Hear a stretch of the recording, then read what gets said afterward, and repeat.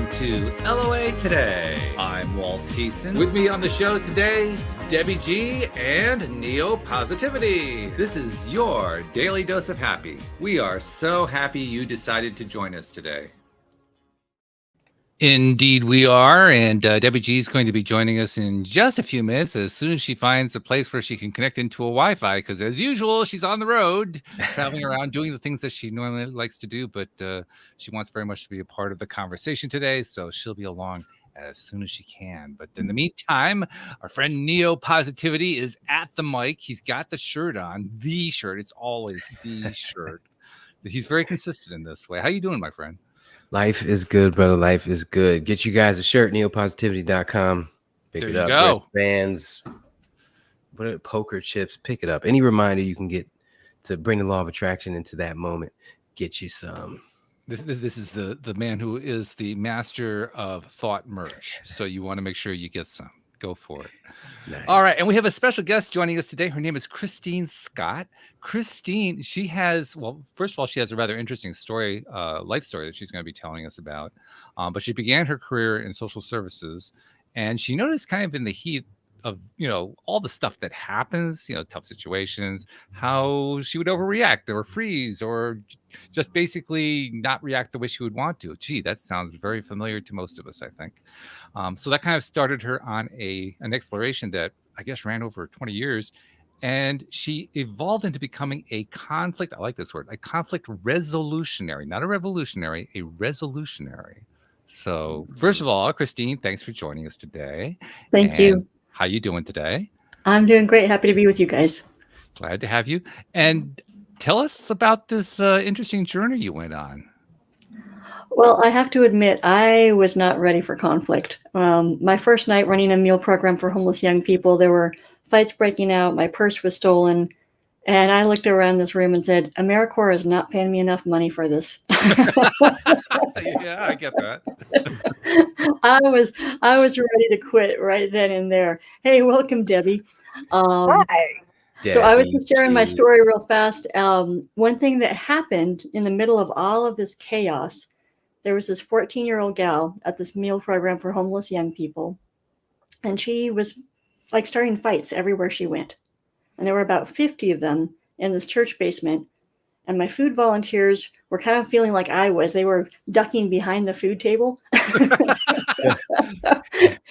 And then this big voice boomed out over the whole crowd and said, "Hey, little bean, knock it off. You're messing it up for the whole burrito." And all of a sudden, this room got quiet. People had manners. And I was just astounded. Like, who are you people that you have such accountability to each other? And so that got me curious. Like, I need to lean into whatever's going on with these young people who live outside. And so I learned that the guy who did that was a street dad, and they have street families, and that there's a street culture. And their street dad saw that there was a threat to this meal program. And he did what he needed to do to keep his community fed. Wow.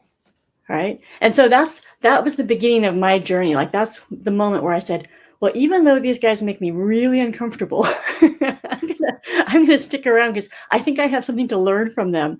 And I'm going to write out my AmeriCorps term. And sure enough, that turned into a social services career and nonprofit management career. And I moved in that time from being conflict averse and conflict avoidant to being like pro-conflict. It's the place that we are honest, we are raw, and that we can create the strongest connections with each other. Wow. Nice. What a great story. Now, Neil, I got to go to Neil here for a second, Kristine, because Neil used to be a cop. So I got to get his cop perspective on this. What are you thinking about as Kristine is telling that? I'd have to ask first, the Papa Bear, whatever, what he was in there too as a homeless person? Yeah, he's a 17-year-old kid who just saw what was going down and made this announcement. Sound like he was top dog in there, Sound like he was the one to be feared if everybody shut it down. I love the analogy the whole bean, it makes you think, bean burrito, I'm just one bean in a part of this system and I'm about to mess it up for everybody else. I love how it worked. Normally that wouldn't work. So he was definitely the most to be feared person in there. But at the where I don't know if you're familiar with Camden, New Jersey, but yeah, it's a hood. So I'm very familiar with all the halfway houses and homeless shelters filled up, all that good stuff, bad stuff. Yeah. Wow. Very interesting. And Debbie G has her own story that she has gone through. Not at all like what Kristine was just describing, Debbie, but what's your take on it? In reference to her experience, in reference to your experience with accountability and how that they were working together as a team, and it's definitely, I call that emotional intelligence on steroids. That's, and that is the space that we take when we take accountability for our own actions and our own behavior, and we stop doing the finger pointing, we get a lot further. And I also love that you share about being pro conflict. I just finished a class in argumentation, and yeah, it was brilliant, because there's constructive ways to step forward in an argument that allows for each party to be heard, also hold their ground, and also possibly explore the idea that there might be more to this, and to use the tool of curiosity to find out more. So I love what you're talking about. To me, that is just, it's beautiful. It's all about how that we really truly connect with each other as human beings. So thank you for being here, by the way. Thank you. Yeah. And if I can riff off of what you're saying about that curiosity, like normally we are curious people, but for us to be curious, we have to feel safe. And when conflict shows up, what typically happens is our biology system takes over and we get hacked. And, especially Neo, as somebody who used to work law enforcement, you guys know, you saw what would happen when fellow officers would get hacked. Their biology is running the show as opposed to their logic, right? Mm-hmm. Yeah. You get a lot of training on how to not let that happen to you. But it's great. That's always been my biggest thing. There's zero training on that. Oh, it's not even touched on or spoken about in the police academy. Oh dear. And then they wonder why stuff happens. Yeah, no, that's should be job number one for folks. And that's what I train people in my working with teams. And like the Seattle Space Needle, for example, is one of my clients. Like I come in and I train everybody. Your number one job is to not let yourself get escalated. And here's why it's so hard, because we have this evolution in our bodies that didn't keep up with the evolution that happened in our cities and in our societies, right? So we still have all of this old stuff and this little lizard brain that can still trigger that full-on hyper alert. And what a lot of people don't know is our lives don't even have to be threatened, don't even have to be close to be threatened for the lizard to freak out. Anybody says, wow, I really don't like your t-shirt, Neo, and your little lizard is going to respond to that, because that's a threat to your status. That's a threat to how you see yourself. Yeah, so the little lizards suck because it's so involuntary. It's so automatic, and it slips its way into your thought process so easily that you don't even know it's there until you're like, whoa, what the hell? Right. And the key is, how soon do you catch that? Mm-hmm. The sooner you catch that, to me, that's the better you are at the law of attraction. And I don't mean catch it proactively. You've got your mind programmed to kind of wake you up from that. Could be 30 seconds, could be 30 minutes. And that's where you gauge yourself at. When you can get your mind to wake you up from that type of crap on its own, fast, that's when you can enjoy life more. Yeah. So I train people this is what it feels like when you've been hacked. Notice these symptoms in your body about your pulse rate, your breath rate, right? You're feeling like everybody's out to get me. I have no allies. I have no friends. All of that kind of thinking. Oh, you're probably hacked right now. And once that's happened, you're pretty worthless for about 20 minutes. So you might as well just step away, because it's only going to get worse from here. Now, right? let me ask you this. What happens when you can't, because the phone is ringing?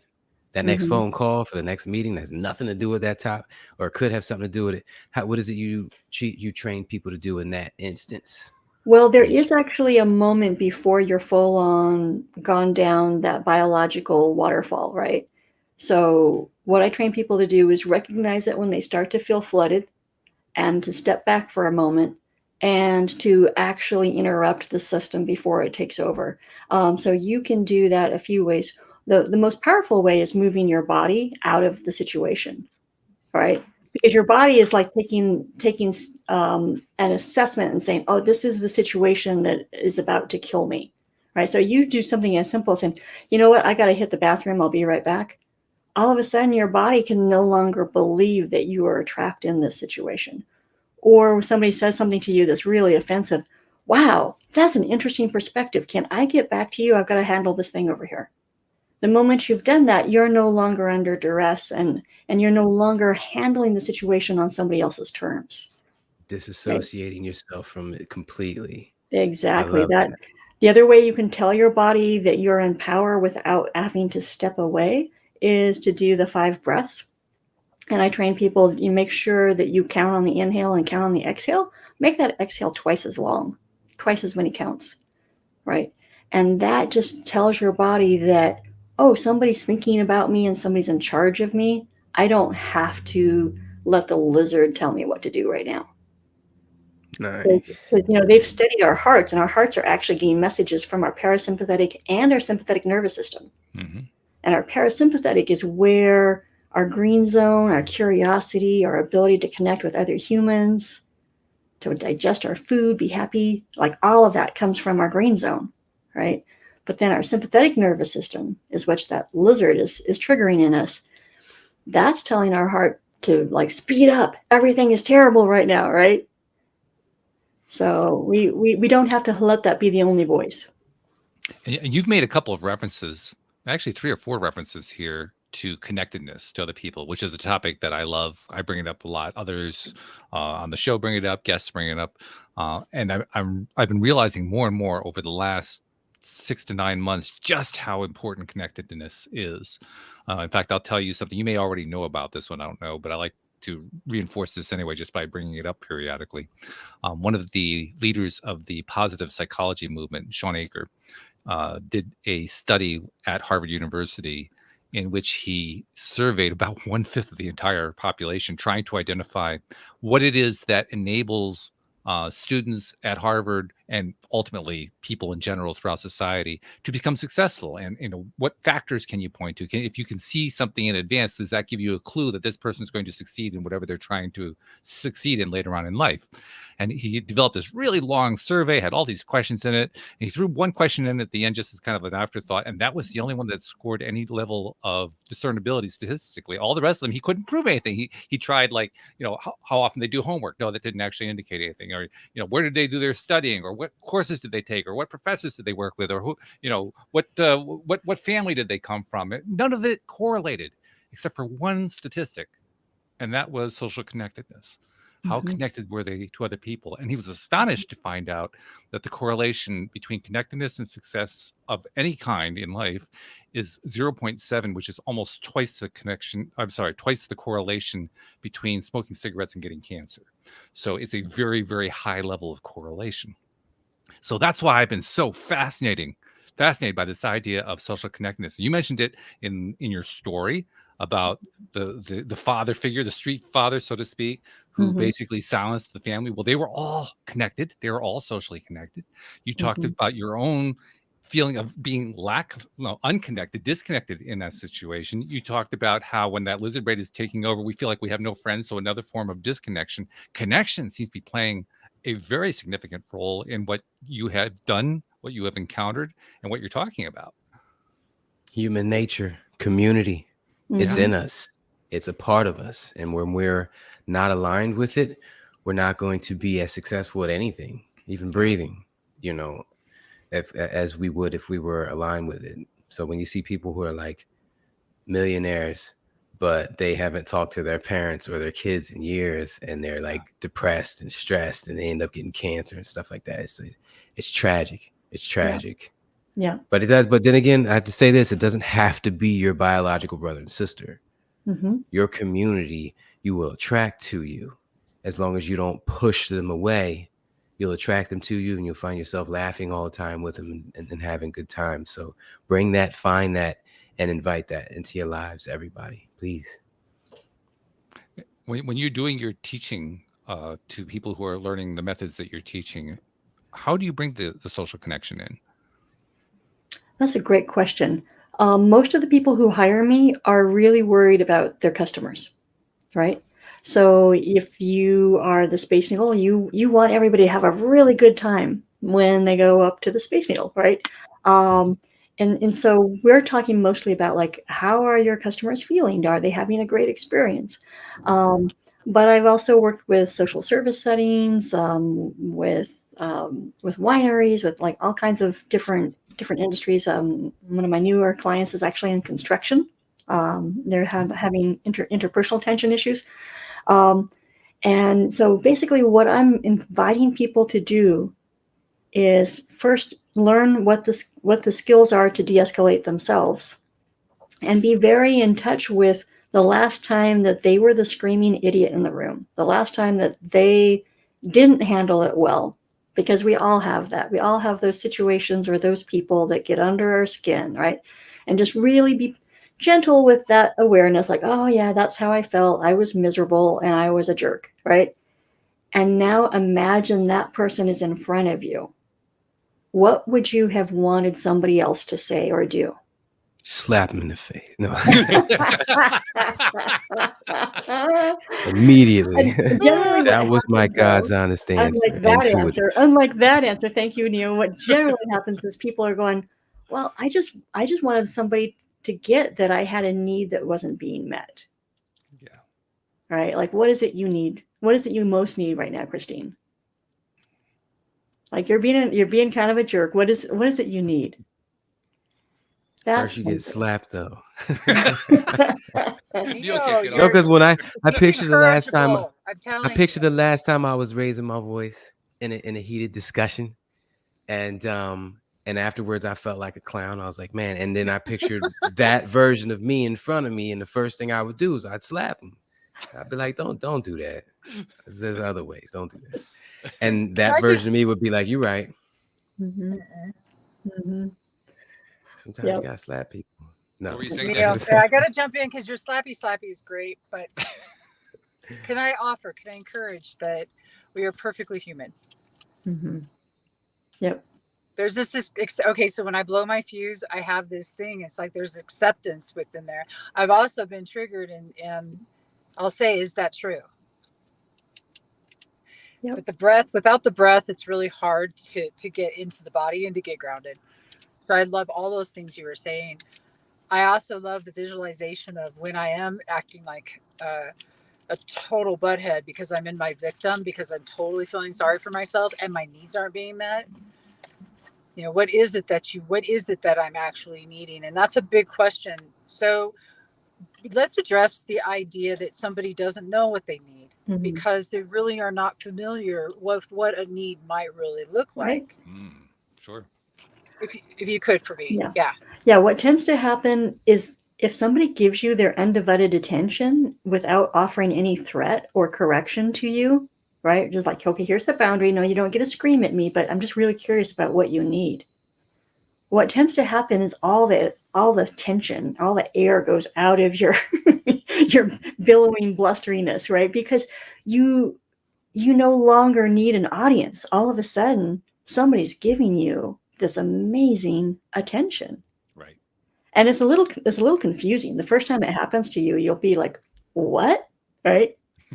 But then you will generally say something or do something that is more about what you need than what they need to understand, if that makes sense. You'll get across what you need for yourself, because what I learned in breaking up fights and dealing with all kinds of hostilities when I was running a shelter is just having a witness makes them feel less alone.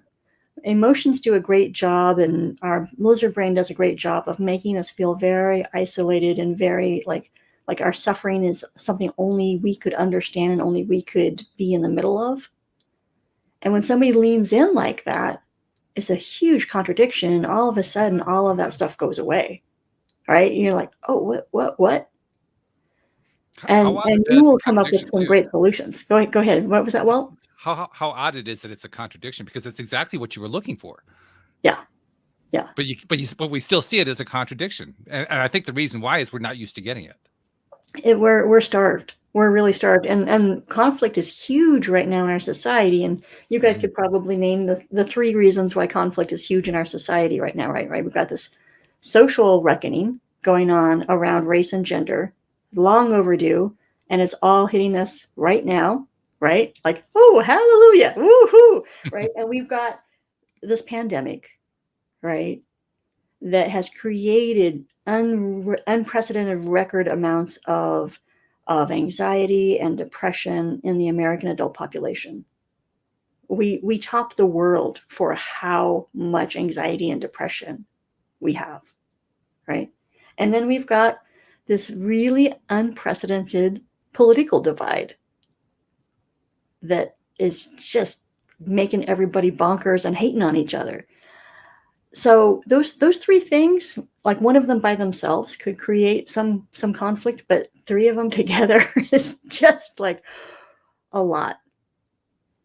It's a ton. It really is. And when you add in when you add in all the other stuff that we experience on an individual basis within our own little circles, I mean, those are society-wide trends going on. But it's not like there's a lack of it going on at the local level. Mm-hmm. I mean, because we all have all kinds of stuff going on in our lives.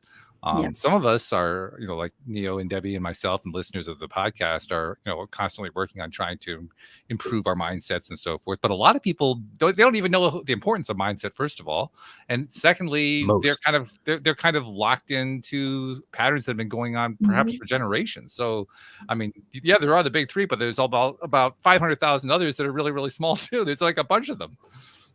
Yeah, there are a lot of them. And when you ask the average American, can you name the emotion you're experiencing right now? Only about 1/3 of them can. I would like to think I'm in that 1/3, but we underestimate how much emotion and how much biology is running the show. Speaking for myself, I know that when I first tried to identify what emotions I was feeling, which was only within the last 5-10 years or so, what I found was my answer was often, "You mean I have to pick one?"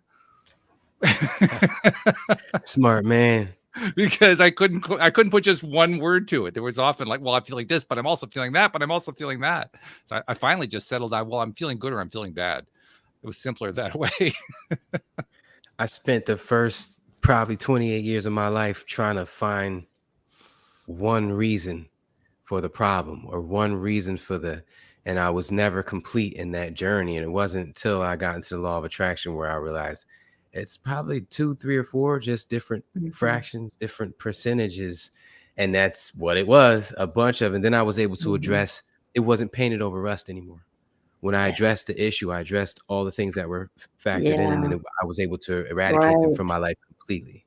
Yep. And old narratives and things like that fall into those categories. So you're exactly right, Neo, because those emotions are just like this little Geiger counter. They just tell us that something is charged. They don't tell us what it is. We have to go dig deeper into that, like what it is. Jumping out of go ahead, Debbie. I was just it kind of reminds, it's like our emotional metabolism, like these building blocks, and then it's got to have this release. Mm-hmm. I wanted to take a dive. I would like it if you could take a deeper dive into safety. I do agree with you. There are a lot of dynamics happening in the world right now, and I think that they're great opportunities for us to view things differently and for us to make different choices. But the fear-based belief systems are kind of what are holding people there. But the thing with feeling safe, without safety, it's really hard to even tap into what your needs are because you're so busy. I'm speaking from my own experience only. When I'm busy protecting myself, I'm like I've got to protect myself. I don't feel safe right now. Now I've learned to identify that, but there was a time and I absolutely could not. I didn't know what emotion I was feeling except for angry. Angry, I did well. I can still do angry well, but I can still do it. But at least now I know what I'm doing, and I can own my shit, because that's really what it's about. You know, I can be perfectly human, but that safety is probably the biggest key of everything that you've been talking about. So I'd love if you could elaborate more, and what ways could we also create safety or learn to understand what safety actually means? Yeah. See, I was lucky. I had young people who lived outside to teach me what was actually true about my safety. Because when I first started working with them, everything felt like it was unsafe, like everything. and so yeah, fortunately, they became really, really good teachers for me after years of me making mistakes and, you know, showing off all my biases. But what I train people is, so we have basically a busted threat assessor. You take the word threat and you break it down into my favorite 5 words. The first one is our tiny bunny. So we talked about the tiny bunny as our biology, right? We have this mammalian, this lizard kind of response system, and this is what it looks like when it gets triggered. You know, these are the causes, these are the feelings, how to hack it. And then the next thing is how we're socialized. How we're socialized is really ripe right now, especially in this country. So race, gender, class, income, right? Ability level, age. Like, we have all of these ways that we are constantly ranking each other without even thinking about it. And what happens when we rank each other is we would like to say, oh, well, that doesn't matter, and I'm not really like that. But when we get stressed, when fear is running the show, that ranking system is like very much what we're acting from. Okay. So our ranking system and our mammalian system are kind of like this in our beliefs. And even though we would like to say, oh, well, I know how to challenge my own implicit biases and I'll just read this book. It's like, no, because the next time you get stressed, guess what? That implicit bias, it's still there. So how we're socialized determines for us how much we need to either command and control another human or be submissive to another human, because we'll use that ranking system to determine that. All right. And then the R in threat is the real life stuff. Like, as you're looking at this conflict or you're looking at this argument that you're having, what's in front of you should be the thing that you rely on, right? But there's all these other ingredients. And we talked about the E as emotion, but it's also early memories. Okay. Early memories are a big thing that we will make it. We have these associations like, oh, when I was a kid, if I got yelled at, what happened next is I would get swatted. Okay, so guess what happens as an adult when somebody yells at me? I have this association that it's about to get painful. So we have to untangle all of that. And, you know, Neo mentioned that earlier. Like, yeah, you have to dig a little bit deeper. Otherwise, you're just painting on the rust, right? And then there's this other critter that is like the absolutist and the tyrant, which are the last letters of threat. And that just simply, for me, is we all have this part in us that wants everything to be black and white, wants to like be the person who has the answers and who knows better than everybody else in the room. And this is not our best listening self. This is our just take command person, right? We all have that. And when you feel that persona coming up, usually you're going to make some pretty big mistakes, right? That's the one that I have to apologize for the most, especially with my kids. Debbie's face is just I love it. Yeah. it was just stuck. Yeah, that's the face. That's it. That's right there. That's excellent. That was brilliant. Thank you.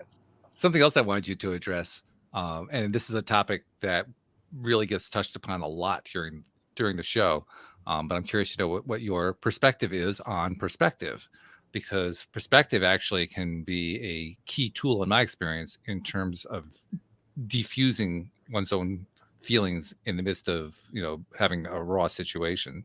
And so I'm kind of curious what your perspective on perspective is. Yeah. And when we are able to be curious about another person's perspective, that means that we are in that green zone that I encourage people to really rely on that parasympathetic nervous system where we can make that connection. We can ask those questions. One of my favorite stories was told by a woman who's a powerful change advocate and activist in the Black community. And she's sitting on a long plane ride. And it just so happens that the man next to her on the plane says a racist comment.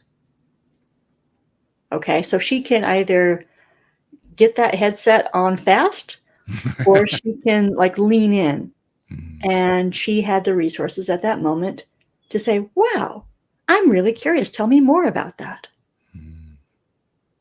And they had a 3-hour conversation that completely changed his perspective. It would not have happened if she had been closed, defended, or hostile. And we are not obligated to do that to everybody in our lives. But when we have the resources and we have that opportunity, and here they're forced to be sitting next to each other all these hours, right? It worked really beautifully. And I really encourage people, like, when you have the resources, lean in for those, because that is where you make the strongest connections. And and for my hospitality clients, that's where you're going to earn some lifelong guests and clientele, right? Because they will feel so heard and understood by you asking them those really open questions and being really curious. And what happened with this one gentleman on the plane is he just actually honestly admitted, like, I never really examined where I got that belief from. And the more we talk about it, the more I realize that it's not really accurate, is it? And she said, yeah, wow, that's a really great realization. Right? Very good. I like that. That's a beautiful story. I want to jump in. Oh, go ahead, Debbie. Well, actually, what I'm going to jump in and say is I'm going to be headed out. We just pulled into Colorado. Nice. And we're going to be driving here. And I'm afraid I'm going to stay on as long as my reception's going to allow it. Marshall Rosenberg has a similar story when he was off teaching and about this. And I love that she had authentic curiosity and she was willing to be curious about what was real for another person. And I think that that's probably one of the most valuable things that anybody could take away, because when I'm really authentically curious, it changes things. Mm-hmm. That's a beautiful story, though. Thank you. And it's been beautiful to meet you. If I lose you, I've enjoyed this. I would love, Walt, I would love your information. And Walt and Neil, it's always great to see you guys. We've got some catching up to do, too. We do. Oh, my God. Yeah. No doubt about it. By the way, I CC'd you, Debbie, and Neo in the email that I sent to Kristine, so you've got her email address, so you guys can start connecting that way.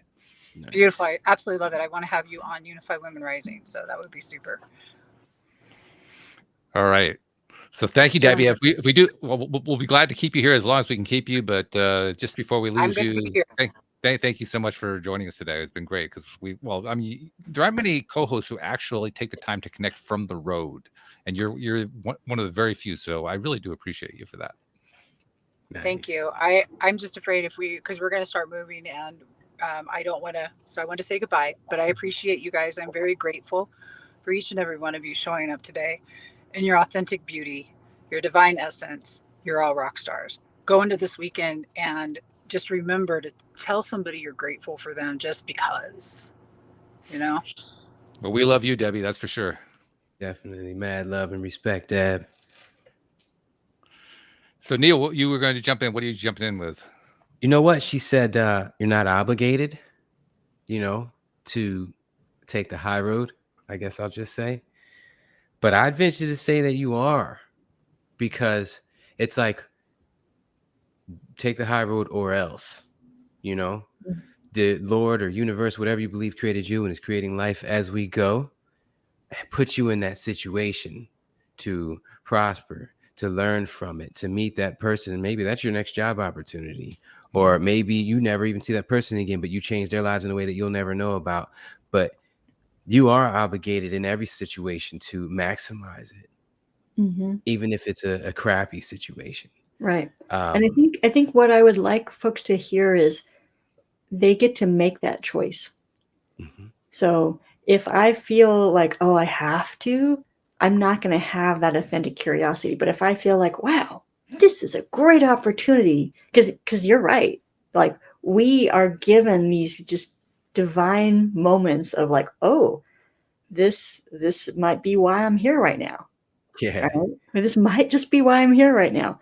But there are times that we're not lit up enough from the inside to listen to that. It's just not, we're not tuned in enough. And so I tell people, just be gentle with yourselves. It will happen again. Yeah. The universe is going to keep on knocking at your door until you answer. But just do it when you have those resources, because sometimes if you try and you just don't have it, it feels like a really big flop, and then you'll be less likely to try next time.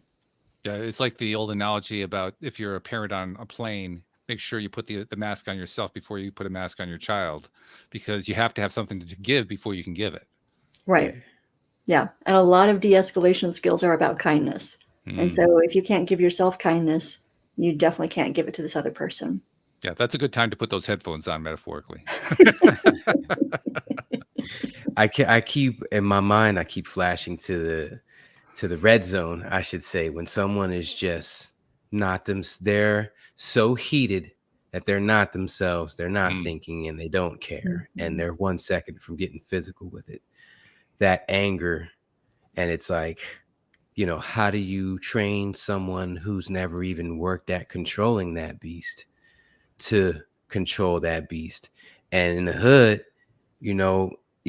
it's like that beast is what makes you get you respect. That beast is what basically is feeding you and keeping you from getting robbed on the way to your door from your car. So you rely on that beast your whole life, and then you get in society in a job situation and you have to turn it off. Yep. And you not only do you have to turn it off, but you remaining at that job depends on you turning that off. You can't snap on your supervisor every time he tells you you're late or you were late. You know what I can't mean? snap on the customer either. That's even worse. Yeah, so it's like it really is an unfortunate situation, I should say. The mindsets that are being pushed onto these neighborhoods and these groups of individuals. It sucks. Right. But as much as it's being pushed onto them, it's equally being left on them. You know what I mean? Like, as much as the situation is pushed on these Black communities, I still put equal amount on get the hell out of that. I got out of it. It was with some assistance from some great people, some mentors, some peers, karate, my father, but I got out. I could have shut karate out like a bunch of those other kids did. I could have shut my father out like a bunch of those other kids did. So it's like you can't just stay there with someone's boot on your face. You gotta find a way out of that. Right. And I think you raising that there are whole communities that their survival depends on them not accessing their green zone, right? That green zone where they get to rebuild, renew, get in touch with their inner truth. If their safety does not even exist within the green zone for them, that they have to like have their armor on 24/7, that's a tragedy that we all need to be worried about. You know what's something I want to bring this up real quick? I went to a lot of different schools, black, white, whatever. When I was in the hood, from day one thing I noticed that was a constant, every day, all day, was it was called cracking on each other. Basically, you're just talking trash about the other person. As soon as you walk into the school, look at your shoes. Oh, look at your shirt. And you're like, the shirt costs, this is a designer. What are you talking about? Because you don't like, and it's like all day. And then I'm sitting here looking, and then I see two people greet each other. They're best friends. And as soon as they're done shaking hands, one of them talks about the other one's pants. Dude, why are you wearing those pants? And I'm like, you have the same pants and you wore them yesterday. And so it's this constant barrage of back and forth banter, and it's all good and it's all love and they laugh it off. But at the end of the day, when you're at home with your brothers and sisters, you're in a red zone. You're Your parents are living in a red zone, so that's all you see is a red zone. Your Mm-hmm. teachers are in a red zone, that's all you see is the red zone. So it's like you got this mentality, and then all of a sudden you get in the real world with real people and with jobs and stuff like that, and they don't know how to act. Yeah. And then they go back to the streets.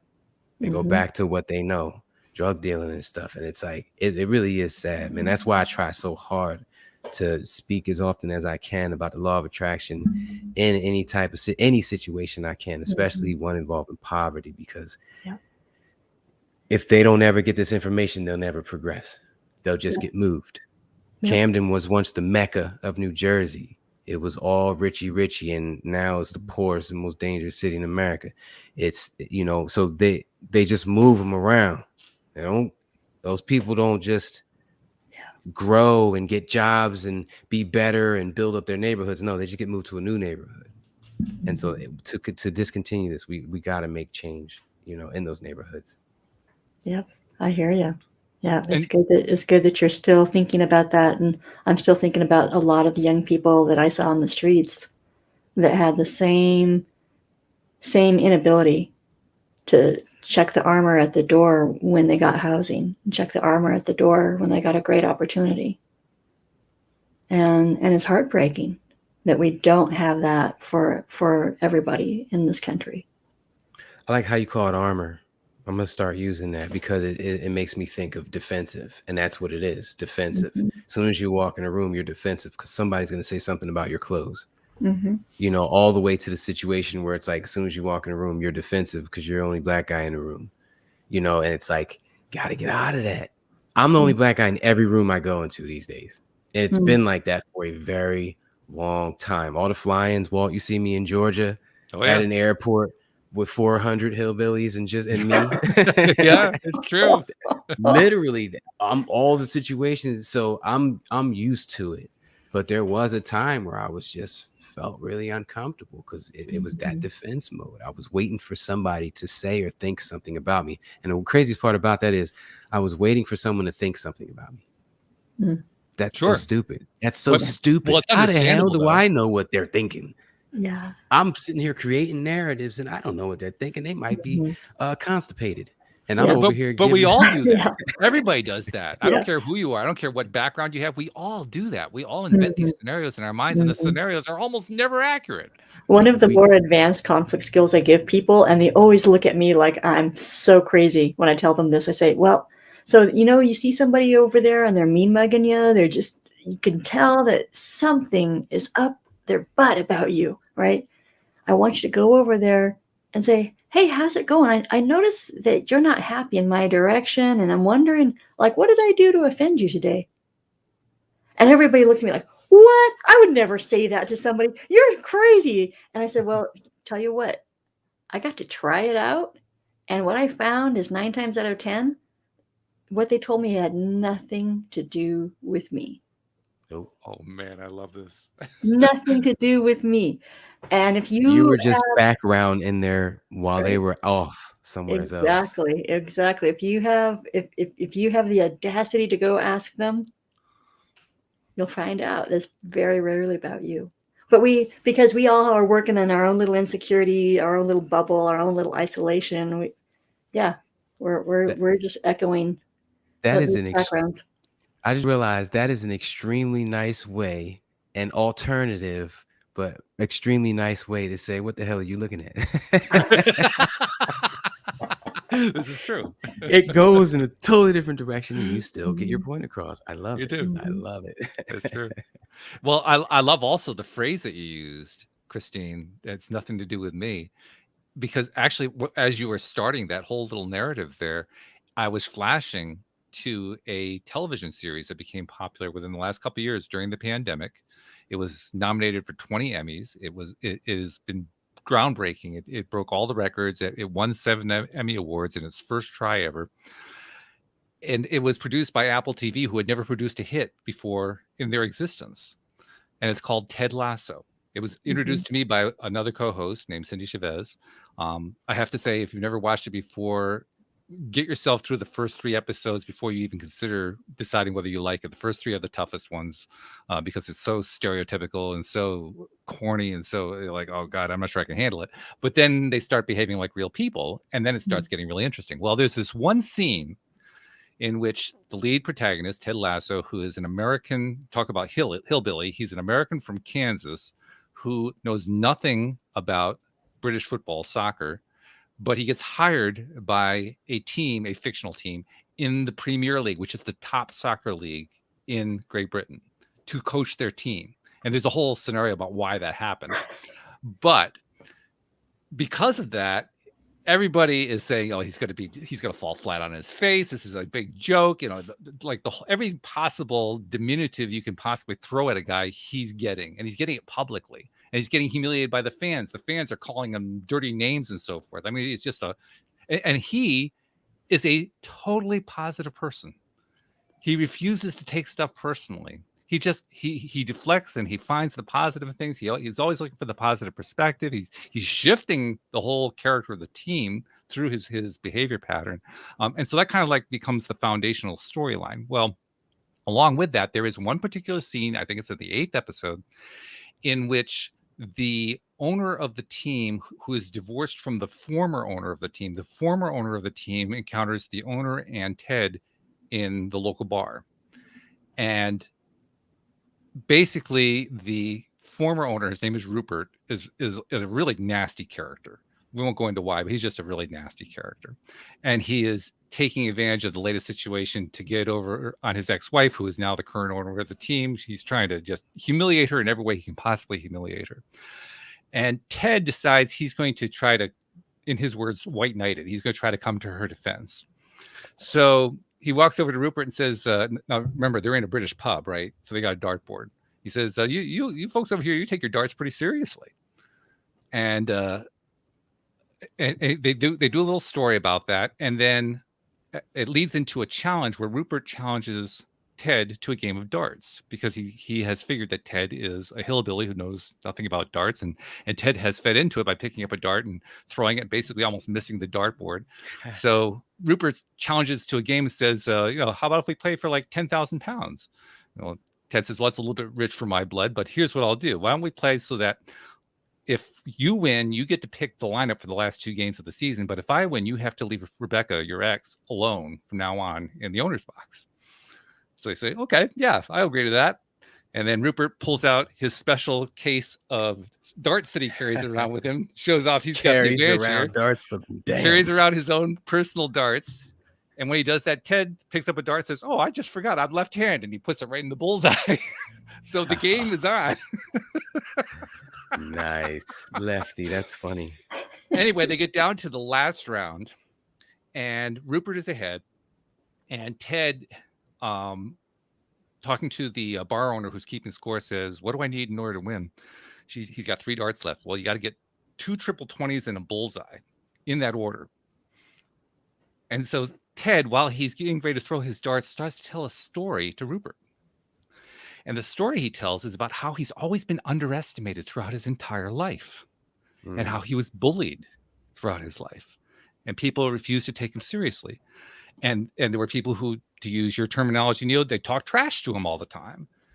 And there was one day when he was driving his own kid to school, he saw on the wall a quote that had been falsely attributed to Walt Whitman. And the quote said, be curious, not judgmental. And as he gets to that point, he throws the first dart and hits the triple 20. So he starts on with the next part of the story. He says, I kind of like that. Because none of those fellows who used to belittle me, they knew nothing about me at all. In fact, I realized, to use your words, what they were saying had nothing to do with me at all. Mm-hmm. They judged everybody. Yep. They judged everyone in every situation. They thought they had everything figured out. And then he throws the second dart and hits the triple 20 again. And then he says, well, all they had to do was just ask some questions to be curious. Like, have you played a lot of darts, Ted? And if they had asked me that, I would have said, well, yeah, I used to play every day from age 10 to age 16, every Sunday with my father at the local club. And then he took the third dart and he says, and his favorite thing is barbecue sauce because he's from Kansas City where barbecue sauce is. He says, barbecue sauce, throws the dart, hits the bullseye. That's good. It's an iconic scene. The reason I tell you that whole story is that entire series was pitched to all of the top producers in Hollywood, to all the top producers in New York, and they all rejected it. Every single one of them, because the story was about positivity. Yep.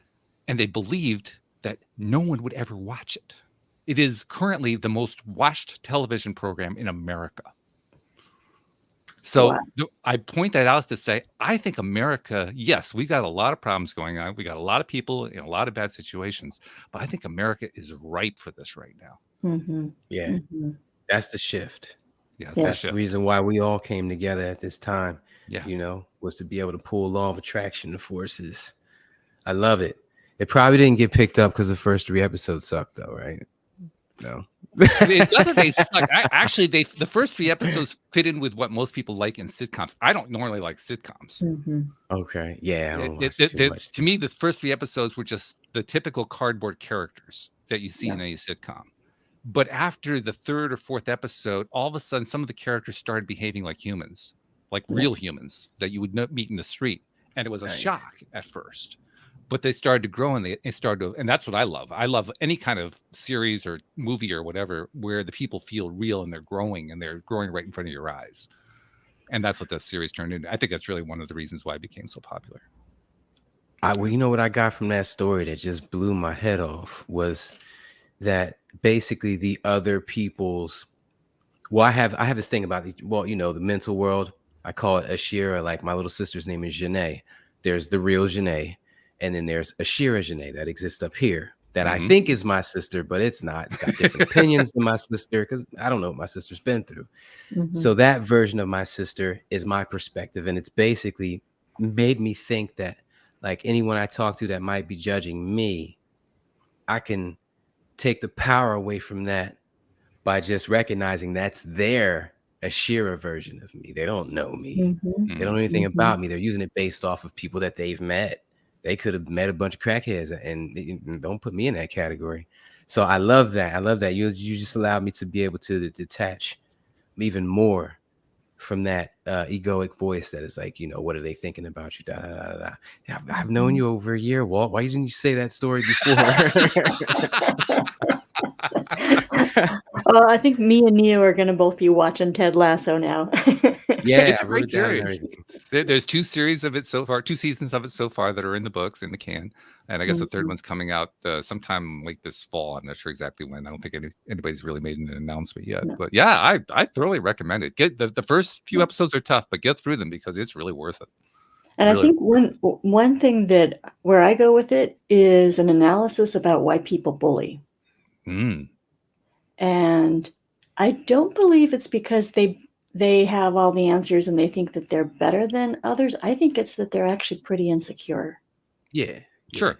And that the answers that they're seeking are like, do I matter? Do I count? I don't count unless I play this role. I don't have impact on you unless I play that role. Well, they're looking for that attention on and off the field. They want you thinking about them when they're not there. The only way to guarantee someone's going to do that is to have them fear you. Because if they love you a lot, you'll be in the forefront of their mind, I guess. But they got family and bills and other stuff to worry about. Well, but and I don't think they believe that they're lovable. Because if you believe you're lovable, why would you need to control somebody? That's good too. Very good point. I never thought about that. Yeah. But yeah, if bullies and all that other stuff and self-esteem, it's all linked up. It's all linked up. But then you got to go back. Bullies in school are different from adult bullies. Because bullies in school, you could look at their parents and see, okay, what's going on to you daily at home that would cause this. And then you got adult bullies that are just, they might have been bullied at home, but they're not being bullied anymore. So what's going on in your life that got you still doing that?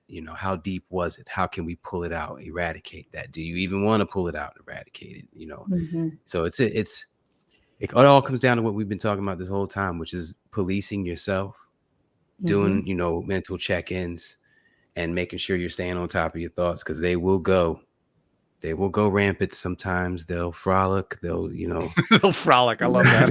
Yep. Every now and then, what are the places that you are not just watching yourself, but you're loving on yourself, because you are seen largely by how other people see you, right? You see yourself when you look in the mirror. Your self-concept is often, at least when we're young, very informed by how other people see you, how they treat you. I think it's an issue throughout our lives, not just when we're young, because we talk about this quite a bit on the show too. If we treated our best friends the way we treat ourselves, we wouldn't have any best friends. We wouldn't have any friends at all. Mm-hmm. Wouldn't nobody talk to us. Absolutely. We're rough on ourselves. Man. Yep, that self-concept is really, really huge. Yeah. But out of the sea of voices trying to get your attention, like from the untethered soul, like a press room, all the voices and ideas trying to get your attention, you gotta wake up and choose the right ones. You can't go on autopilot. Just grab onto the one that's most real to you. And just to key on what you said before, how you think people see you is exactly how they're gonna see you.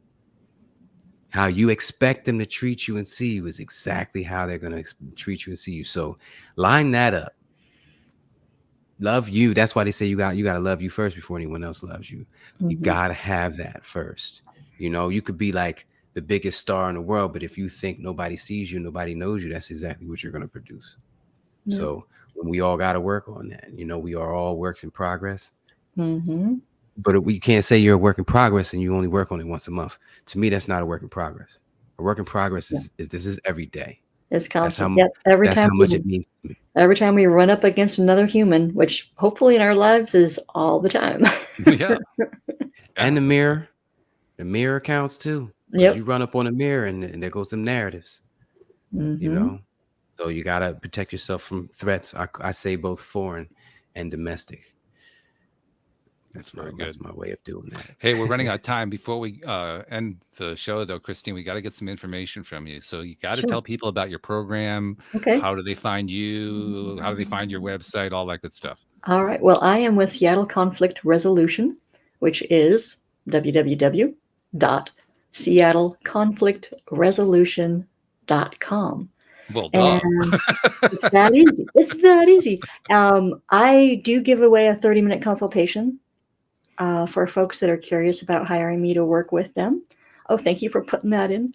And I'm just having really delightful conversations with folks where we find out, like, how is conflict showing up at your workplace? And what are some tricks and techniques that I can give you just right now that you can put into place right away? Whether or not you hire me to come work with you is besides the point. I really am an ambassador for like converting conflict into connection. And you're a great ambassador. I mean, seriously, you represent your organization very well. So thank you for taking the time to spend with us today and share the knowledge that you've acquired through all your years of learning and experience. I mean, truly, that's very, very appreciated, very much appreciated. And we're blessed to have had it. Thank you so much. I really enjoyed talking to you guys. We enjoyed it too. Definitely. And Neil, I haven't asked this in a while. Do you have a summit coming up? Anything that we should be knowing about? Oh, yeah. Well, I have a performance on July 6th. It's a competition. I'll be speaking about the law of attraction, of course. And then I'll be doing a 1-hour piece on July 8th. Okay. Law of attraction, start to finish. And my next summit is August 20th. So make sure you guys go and check those out. They're all at neopositivity.com. And thank you, Walt, for bringing that up. And thank you, Kristine, for the great information.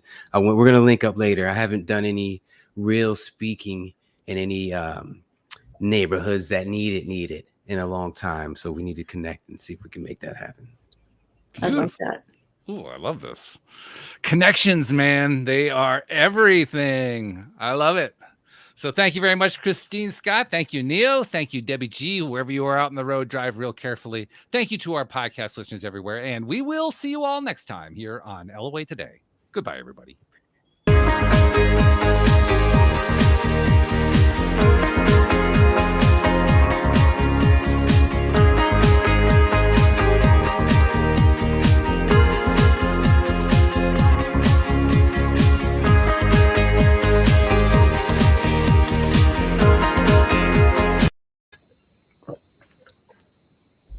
Great job, guys.